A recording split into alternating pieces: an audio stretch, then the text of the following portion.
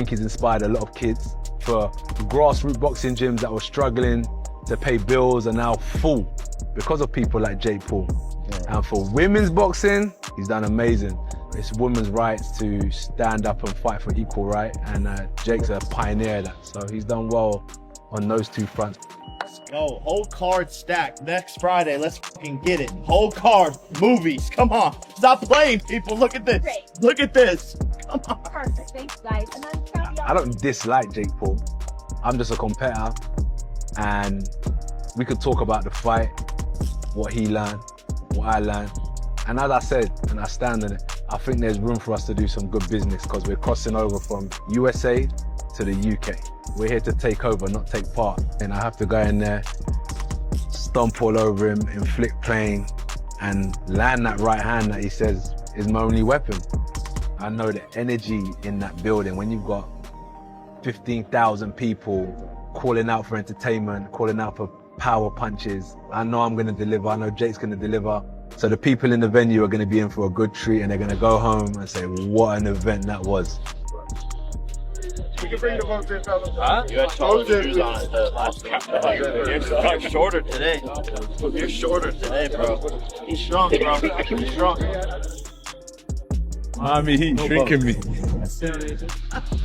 Thank you, appreciate it. Jake Paul thinks he can shock the world, but Anthony Joshua isn't playing games.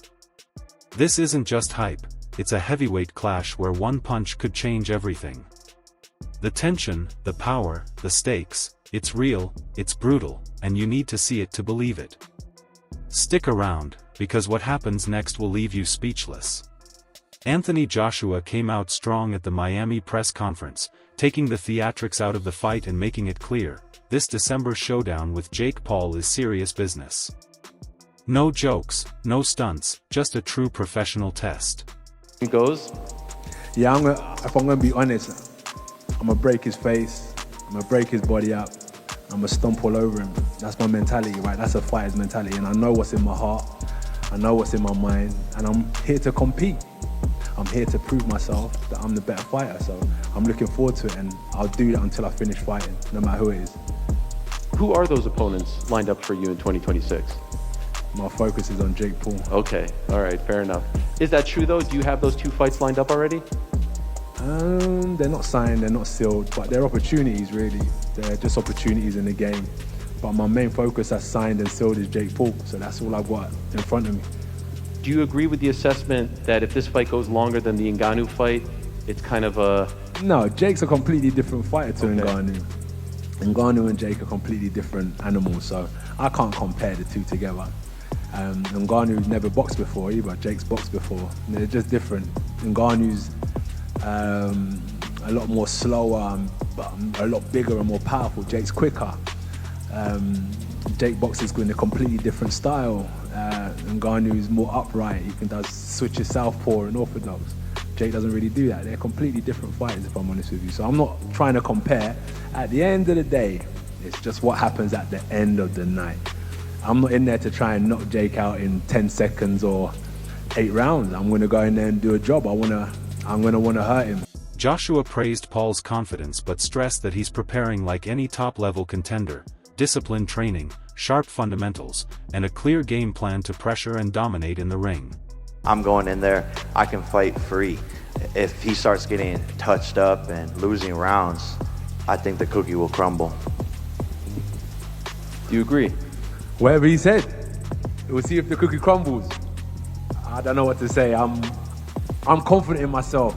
Like, I'm not focusing on him. I just know what I can do, and I can't wait to show it. I'm not going to crumble. I'm solid. I've been through war. Tension rose when Paul promised to shock the world with his confidence.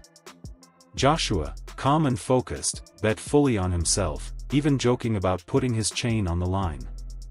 He said, "I like challenges. I take on the best, anytime, anywhere. I know my power. I know his limits. It's going to be war, and the best man will win." People call it crazy, but that delusional optimism is what got me here. I like to challenge myself. I like to take on the biggest, the best. I said anyone, anytime, any place. I truly mean that. And I'm here to go out there and shock the world. I know what I'm capable of. I see him and what he's capable of. And we're going to go to war, and we'll see the best man that will win. But people say, oh, he's out of his mind, all of these things. I've gotten to where I'm at today because of delusional optimism. And so it's delusion until it's not, because look at where we're sitting today. No one ever thought that this would be possible, that we would be here when I first started boxing, and no one thinks I'm going to win. So join the list and be ready to be shot. Deontay Wilder shared his concerns, explaining that repeated head impacts can cause serious long-term damage, even if fighters don't feel it at the moment. His warning reminded fans that this fight isn't just entertainment, it carries real risks. I don't know nothing, but one person would do what Jake is doing. And that's it. And I'm talking about the weight difference. For him being, well, like I said, 215 and Joshua being 250, that was different. I don't know no other person done that but me that'll fight that. I fight guys 20, 30, 40, 50 pounds heavier than me. You know what I mean? But if it's not scripted then, do you think it's dangerous? It's dangerous no matter what. Amir Khan echoed the caution, noting the fight feels sudden and risky. He predicted Joshua's knockout as the most realistic outcome and warned that Paul is taking a dangerous risk, with financial gain far outweighing safety. It's dangerous. It's dangerous. And the one thing for sure my doctors have always told me, it's like the head, they say, Deontay, understand this. The head is not meant to hit, you know? Because I always get, CAT scan, make sure the brain and stuff right, and my body right. And I always try to convince other fighters and stuff, go get MRIs, go get CAT scans, and go get all that, because your outside body may feel good. You may, I'm good, especially after a fight. The adrenaline rush along, you don't feel nothing. But after this over with, maybe a week, you probably are developing something that can end your career. You just can't see it right now. You can't see it. You maybe can't feel it, but it's developing.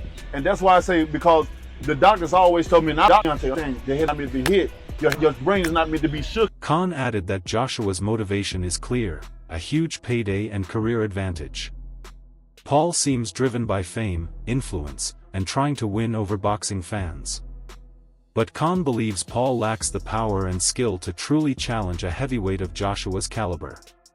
The fight is a spectacle, but it also raises questions about safety and fairness. So quick, it's come so far has, but AJ by knockout, brutal knockout. Nakisa is making a big mistake putting Jake Paul in a fight like this because he's gonna want to see him get hurt. I mean, these guys are going for the money. We're looking at the life after boxing. Well, let's hope he comes to the ring in one piece. Eddie Hearn, Joshua's advisor, confirmed the same points. He said AJ's team is treating Paul seriously, as they would any top opponent. Joshua is preparing with focus, discipline, and full intensity. Hearn admitted Paul has experience and skill, but emphasized that Joshua's power and speed are on another level. One clean punch from Joshua could end the fight instantly. If I was AJ, I'd do the same thing. But at the end of the day, you're fighting a YouTuber, and why not? I mean, getting paid millions and millions of pounds. And why is Jake doing? Jake's just doing it because he wants to get the boxing audience. But look, who knows? I mean, anything can happen in boxing. One punch can change the fight, but I just don't think he has that one punch to change the fight. It's just does Jake. Hearn also stressed that Joshua's mindset is business-focused. This is about dominance, financial gain, and maintaining momentum for his world title goals in 2026. He framed the fight as controlled intensity, no shortcuts, no theatrics, just a calculated mission to win. The zone to allow AJ to take this fight. I'll be there promoting AJ. I won't be pushing and promoting the show like normal, but you'll see me. You'll see me all week. I'll be around AJ like I am every fight week, and we're taking this very seriously. It's not into this week in Miami as a laugh. We're not saying, oh, it's Jake Paul, or this is going to be like we're expecting a test, and we're expecting and preparing like we would if we were fighting a world-class heavyweight. I don't think you would expect anything less from AJ. He's not around, he's not laughing. You know, he's relaxed, but he knows he's fighting next week on a massive stage in a fight that's very important for his... Looking at the full picture, Joshua's focus, Wilder's safety warnings, Khan's realism, and Hearn's strategy, it's clear this is more than a novelty fight. It's a heavyweight clash where experience, power, and risk matter. Jake Paul may be confident, but one mistake could change everything. Safety and legitimacy are on everyone's mind. You know, and he can go over, you know, he can't get up and the ref stop. That'll be a massive result. You know, the biggest result for Jake Paul right now is that he gets away with it by not getting hit too flush. Because the artillery won't be, and I've lost count of how many times I've said this. Do not worry about anybody holding back. Do not worry about us going, oh, it's Jake Paul, let's not take it to... No. We're going there, locked and loaded with the heaviest fucking artillery in the heavyweight division that will be unleashed on Jake Paul. In short, Jake Paul has landed the biggest fight of his life, but Anthony Joshua is approaching it like a live-fire mission. The only real suspense is how long Paul can survive before one clean punch ends it all. My prediction, Joshua wins by early knockout, not out of hate, but because history, skill, and sheer power all favor him. So, and it will be sharp, fast, and hard on his chin. So the best case scenario for him is that he gets, you know, it don't land too clean. Because when it lands clean, he ain't getting up. Over, and he's getting knocked out bad, and there'll be a lot of people that will enjoy watching it. I'm giving him the respect to say, listen, you've got big balls, but he needs to get very lucky next weekend. Not lucky to win, not lucky to survive, on lucky that the knockout is not too clean. So what do you think? Is Jake Paul daring or delusional? Is Joshua taking a risk or making easy money? Drop your thoughts in the comments. And don't forget to like, share, and subscribe to Boxing Era for more epic updates.